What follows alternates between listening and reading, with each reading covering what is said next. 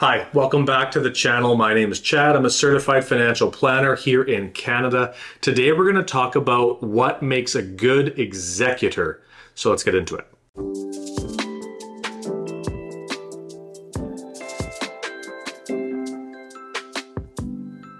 First, we should get a good idea of what an executor actually is. An executor or an executrix, or if you happen to be in Quebec, a liquidator, which quite frankly sounds like a lame 90s wrestling character, but I digress.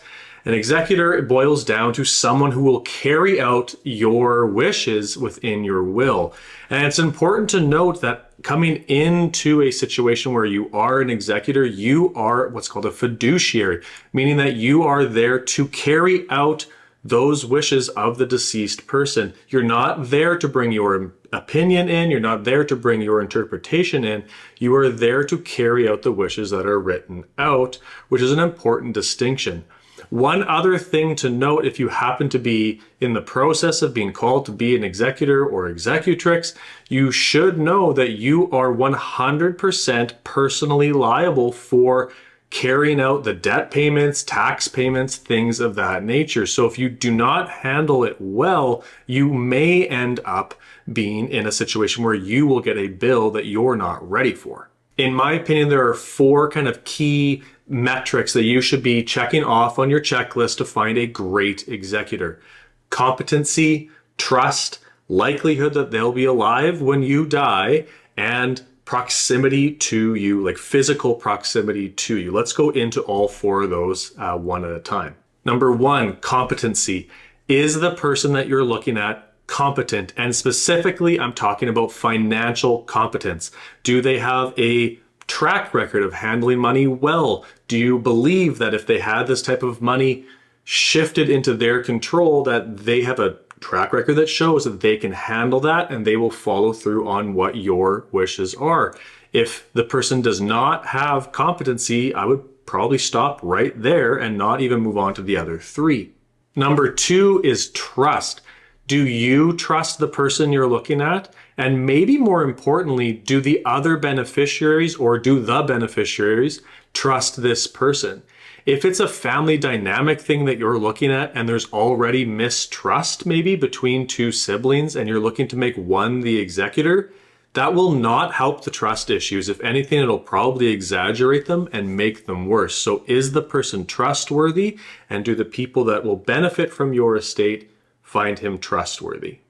Number three is likelihood that they will be alive when you die.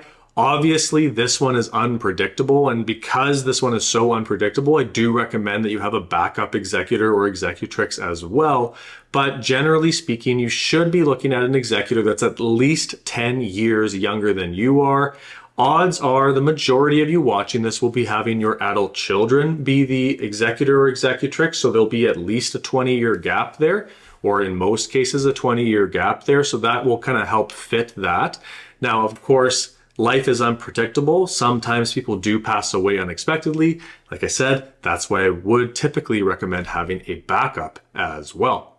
And number four is proximity to you. Ideally, the executor of your will be someone who lives in the province that you also live in. There's a number of practical reasons and there's some paperwork reasons for this. Practically, the executor, odds are, will be taking care of organizing your will, possibly selling your house, possibly selling other assets or things that you have. So it'd be convenient, much more convenient, if they were close by. If they happen to be out of country, there's whole other paperwork and reporting requirements. So ideally they're close and ideally they're in the same province as you. Next, let's look at a few things that I typically recommend when it comes to estate planning and planning for an executor.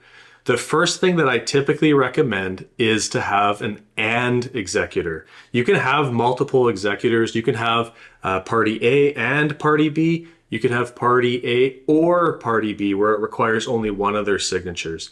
Typically from a protection standpoint, I actually recommend an and. I'll say this right now, every institution will find this incredibly annoying. Most lawyers will find this incredibly annoying, having to require two signatures for every action within an estate.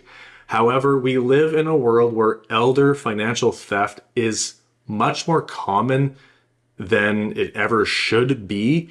And so I'm taking, by recommending having an and therefore two signatures required, I'm taking the likelihood of there being unethical behavior or theft from a very low percentage to an extremely, extremely low percentage. It's just a protective measure that I'd recommend in a lot of cases. And again, I know many, many people will disagree with that one.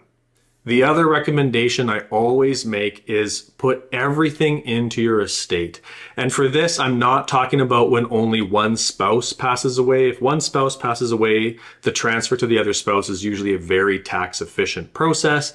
But when I'm talking about when it's being transferred down to either kids or nieces or nephews or charities or whatever it is, I generally recommend that it goes into the estate and then the will can take care of it. I am not a fan at all of assets being named directly to one child or two children or something like that. It leads to the possibility of assets not being at the level that was anticipated, and therefore things become unfair very quickly, or certain things go around the estate and then the bill gets handed to another kid who happens to be the executor for the estate. There's all kinds of things that could arise in that case. My recommendation is, again, outside of a spousal will, it's that everything drops into the estate. The executor handles the tax bill and the debts, and then everything gets doled out. If it's time for me to review your financial plan and your estate plan for the future, there'll be a link in the description down below that comes directly to me. Until next time, keep planning.